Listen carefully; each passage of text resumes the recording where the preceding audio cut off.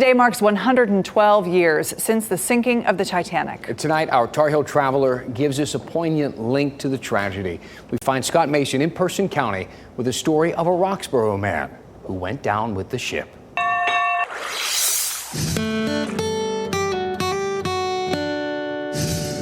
It is the first post office in the country dedicated to a postal worker killed in the line of service. The story of Oscar Scott Woody is heroic and disastrous.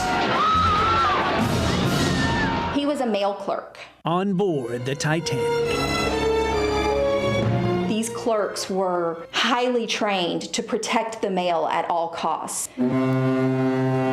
Oscar Scott Woody was born April 15th, 1871 in the Bethel Hill community here in Person County. He was what they called dapper, a nice dresser, and he had sort of a twinkle in his eye. The mail room and boiler room 6 and 5. There were almost 7 million pieces of mail. And only 5 mail clerks on board. It must have been an honor for him to have been assigned to the Titanic. Oh yes, the unsinkable ship. It was the height of luxury at that time. 1912, the ship of dreams, nightmare at sea.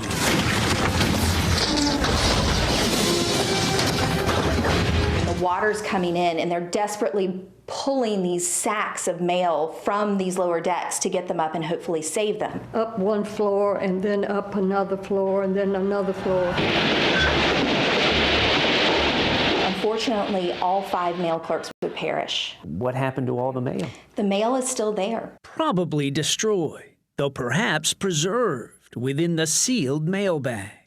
It may just be lost to time. But Oscar Scott Woody is not lost to time. It was the first post office to be dedicated to a postal worker who had died in the line of duty. The first in the country. This is my understanding that it was on him and it's got the water damage. A copy of his Masonic Lodge membership card and other artifacts at the Person County Museum of History, once the home of Oscar Scott Woody's niece. Is that ironic that his niece lived in this house that is now a museum that has him on display? It's one of those interesting connections that seems unlikely.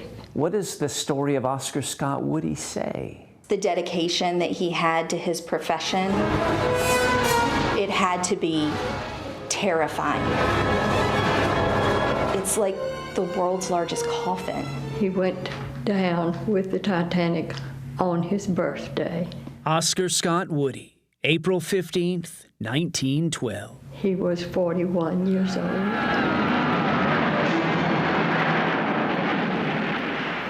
Adding a bit of tragedy to his story, he'd been married just 18 months when he died, and his widow never married again.